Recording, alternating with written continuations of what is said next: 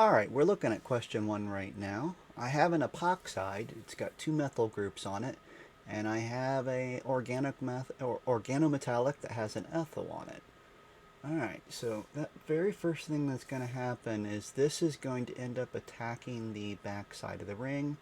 It won't really matter which side it goes to, since they're both equally substituted, or they have neither one is more substituted than the other. So I'm just going to have it go to the right side there. And here, after this step, it'd be safe to say I'm going to break that carbon-oxygen bond. I'll leave this drawn pretty much like it is. And then I'm going to have the CH2, CH3 attached. Alright, at first this thing's just asking for a major organic product. So after this water step, we're just going to protonate it. And I'm going to draw this a little bit better. Have this CH3 here. So this is an OH. Therefore that's a CH.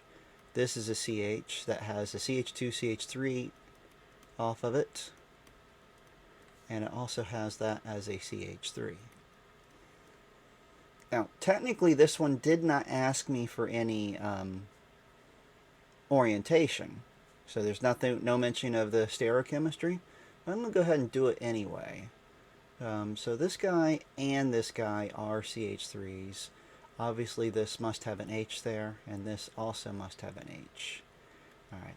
But when this does, the nucleophile does do that backside attack, it is going to be on the backside of this. So if we imagine that hydrogen there and this hydrogen is on this thing, it is going to come to the backside. So when this bond breaks, the O negative and the nucleophile we attach will be on total opposite sides. So we will get this general orientation how I have it drawn. Alright, so I'm going to have a clockwise rotation, and that's going to be high priority 2 and then 3 counterclockwise rotation. So technically I would expect this to be see, that'll be carbon number 2 because the OH, so a 2R3S, and then fully named. But because that CH2 CH3 could have essentially attacked imagine this molecule is backwards.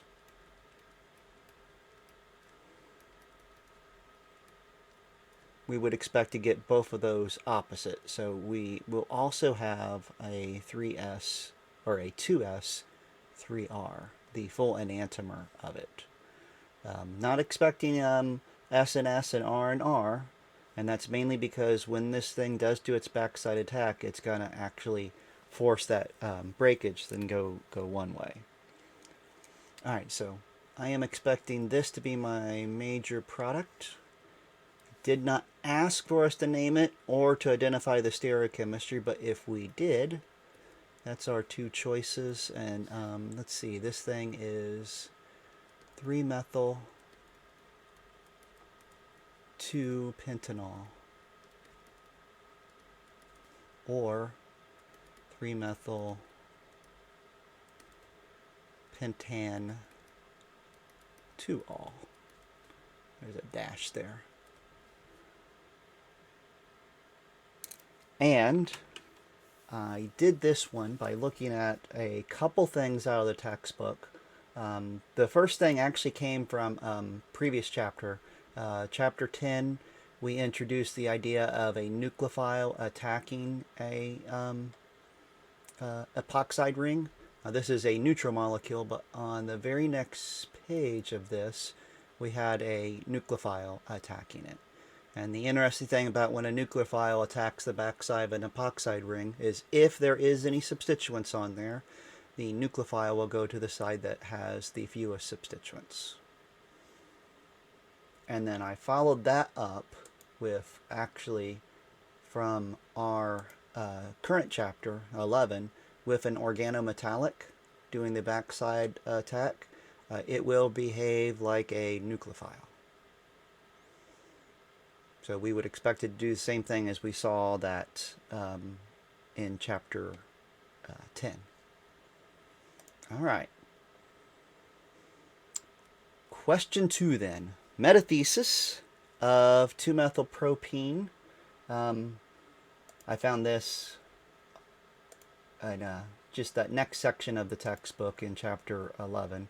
Metathesis is using Grubbs catalyst, but that's where the double bonds actually did that weird thing where they moved.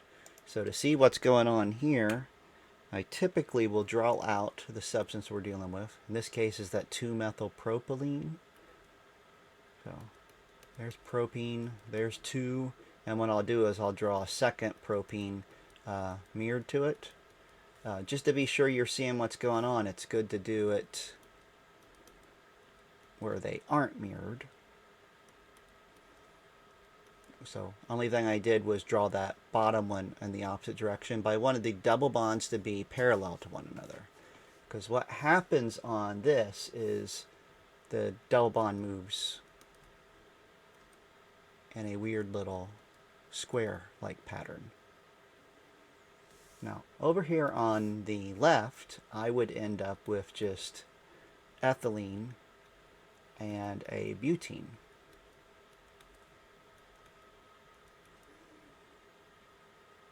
And since it's asking for the products this way, it could be these Lewis structures like I did, or we could actually write out the names. Either way would be fine. Let's see, that's 2,3-dimethyl butene. And this guy over here, if that double bond moves, I get nothing different. Both of those are 2-methylpropene. So I don't need to worry about that rearrangement. All right, question 3 deals with how many elements of unsaturation does C7H11N have? Our textbook really only does this well with carbons and hydrogens, and that was done a while back in chapter, I believe it's 4? No, it's in 5.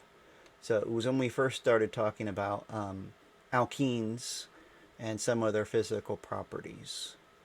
All right, but the full formula, including everything, we have the number of carbons times 2 plus 2. That gets the ends as well as any carbon in there. We would also add the number of nitrogens times 1. And then we'd subtract the number of hydrogens. And we're also going to subtract the number of halogens, take all that, and divide by 2. Now, where all these things come from, the reason the carbons are the way they are is in a chain. They can continue on the chain. That's where that 2 comes from, or the 2 here. And these 2, that 2, comes from those 2 locations. Nitrogen only gets 1 because if nitrogen's in a backbone, normally, it has a pair of electrons on there. So it only has 1 place to put a hydrogen. And then we're going to remove all the hydrogens. That's kind of similar to how the original unsaturations equation was given. But we could have replaced any hydrogen with a halogen, which is why we also subtract the halogens. So in this case, I have 2 times 7 plus 2 plus the nitrogen minus 11. 14, 15, 16, 17 divided by 2 is 3. All right, last one on this page. I have an organometallic, so I'm going to be treating that like a nucleophile. And I have ethylene oxide, which is just an epoxide ring.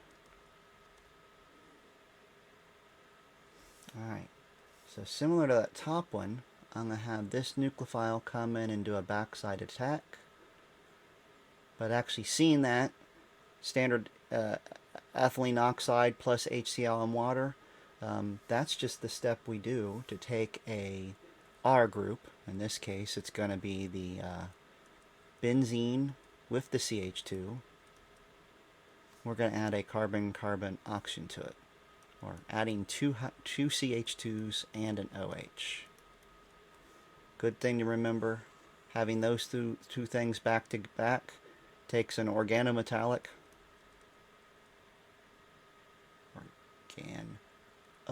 metallic, and I'm going to do R, and I could do MgCl or lithium or the copper lithium. All those fit as organometallics that we have used. And if we combine it with that epoxide, I'm going to do it as an arrow, and then the HCl or water, we end up taking that R we just had and putting 2 carbons and an OH on it.